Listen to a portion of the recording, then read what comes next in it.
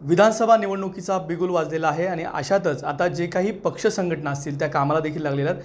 परंतु बीड जिल्ह्यामध्ये आणि राज्यामध्ये पॅन्थर सेनेची नेमकी भूमिका काय असणार आहे हेच जाणून घेऊया आपण.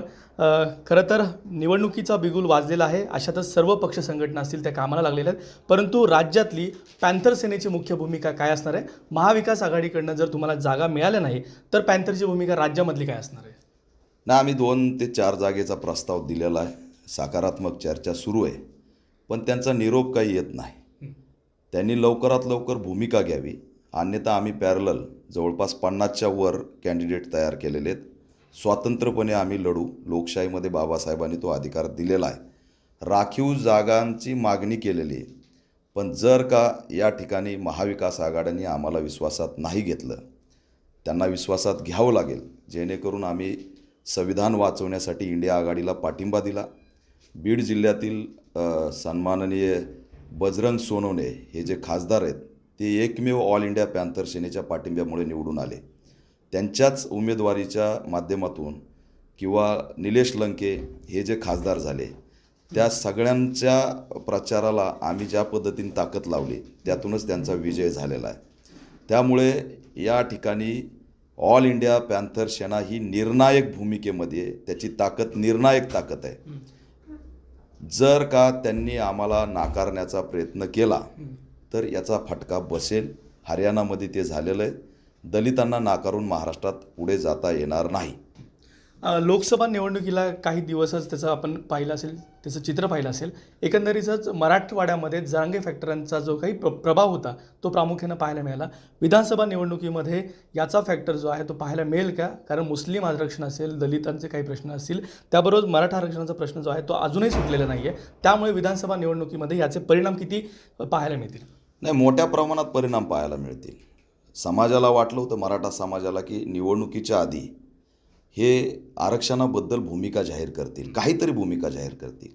पण मराठा समाजाशी डायलॉग न करता आचारसंहिताला ते सामोरे गेले. शेकडो हजारो GR त्यांनी काही दिवसात पास केले. अनेक मंत्रिमंडळाच्या बैठका घेतल्या, पण मराठा आरक्षणासंदर्भात भ्र शब्द काढला नाही. त्यांनी मराठा आरक्षणाचं भिजत घोंगडं ठेवलेलं आहे. त्याचा परिणाम मोठ्या प्रमाणात या महायुतीला झाल्याशिवाय राहणार नाही. मुस्लिमांवरती जे हल्ले होत आहेत, दलितांवरती जे हल्ले होत आहेत, त्यामुळे मुस्लिम, दलित आणि मराठा या ठिकाणचा आरक्षणाचा मुद्दा हा तीव्र आहे आणि त्याचा परिणाम महायुतीवर झाल्याशिवाय राहणार नाही. आज तुम्ही बीड जिल्ह्याच्या दौऱ्यावरती आहात. शेवटचा प्रश्न आहे, पंकजा मुंडे यांना लोकसभेमध्ये मराठा आरक्षणाचा जो काही फटका होता तो प्रामुख्याने जाणवला होता. पुन्हा एकदा दसरा मेळाव्यातून त्यांनी यलगार जो आहे तो पुकारलेला आहे. कोयत्याला धार लावण्याची भाषा जी आहे ती पंकजा मुंडेंच्या भाषणामध्ये पाहायला मिळाली होती. नाही, दुर्दैवी स्टेटमेंट आहे. आणि सन्माननीय पंकजाताई मुंडे यांनी बहुजनांचं रक्त सांडून त्यांना काय मिळणार आहे? कोयत्याला निवडणुकीच्या तोंडावरती धार लावण्याची जी भाषा आहे ती अतिशय दुर्दैवी भाषा आहे.